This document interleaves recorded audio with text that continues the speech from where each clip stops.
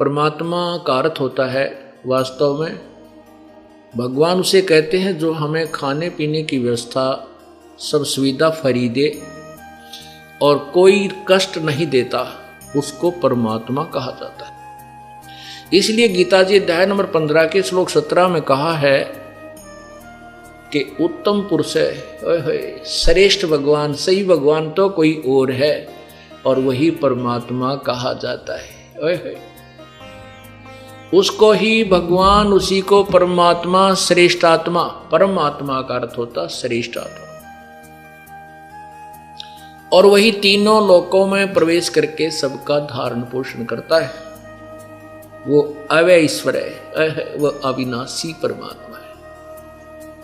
अब देखो पुण्यात्माओं, एक पॉइंट को क्लियर करने के लिए, एक कंसेप्ट को क्लियर करने के लिए कितने उदाहरण, कितने सदग्रंथ, कैसी स्टेटमेंट आपके समक्ष प्रस्तुत की जाती है ताकि आपका वो अज्ञान रूपी अंधकार दूर हो सके। हमने बहुत समय से, सैकड़ों से, हजारों वर्षों से, लाखों वर्षों से इस अज्ञान को घोट रखा है और अब ये परमात्मा का सूर्य उदय हो रहा है उस तत्व ज्ञान का। तो इसको आपके हृदय में समाने के लिए सभी सदग्रंथों का सहयोग लेना पड़ता है। जिन सदग्रंथों पर आप पूर्ण रूप से आधारित हैं, जैसे पवित्र हिंदू समाज के श्रद्धालु पवित्र चारों वेद, पवित्र श्रीमद् भगवत गीता, पवित्र 18 पुराण और पवित्र महाभारत आदि सदग्रंथों को एक एथेंटिक यानी बहुत ही प्रमाणित सदग्रंथ मानते हैं। उधर से पवित्र ईसाई धर्म के श्रद्धालु पवित्र बाइबल को अद्वितीय शास्त्र मानते हैं। इसी प्रकार मुसलमान धर्म के श्रद्धालु, पवित्र मुसलमान धर्म के श्रद्धालु पवित्र कुरान शरीफ को बहुत ही प्रमाणित शास्त्र मानते हैं। ऐसे ही पवित्र सिख धर्म के श्रद्धालु श्री गुरु ग्रंथ साहिब को एक प्रमाणित शास्त्र मानते हैं। इसलिए ये दास उन प्रमाणित शास्त्रों को ही सबके समक्ष रखता है कि तुम जिसको सत्य मानते हो कि उसमें जो लिखा सही है, वही सही ज्ञान ऐसा है, आपको वो ज्ञान प्राप्त नहीं है अपने ही खजाने से, अपने ही सदग्रंथों से आप परिचित नहीं है।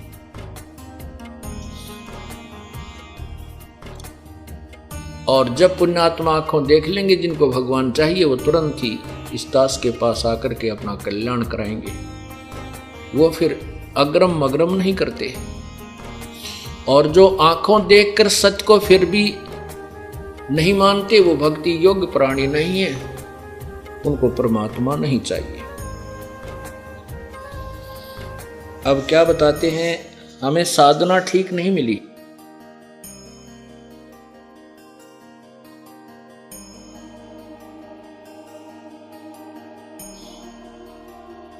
इस कारण से हम अभी तक भ्रम भटक रहे हैं।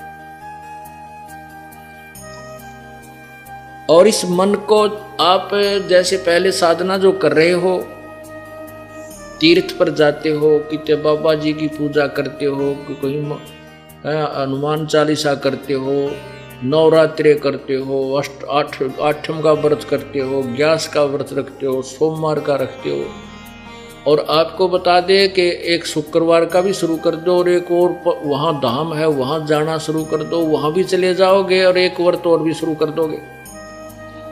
और यदि आपको कहा जाए कि अपने सदग्रंथों में ऐसा लिखा, इन सब पूजाओं को त्याग करके एक परमात्मा की जो विधिवत साधना वो कीजिए, और आंखों देख लोगे कि ये देखो गीता जी में ऐसा लिखा है, पुराणों में ऐसा लिखा है, वेदों में ऐसा लिखा है, सदग्रंथों में ऐसा लिखा है, फिर भी ये मन नहीं मानता।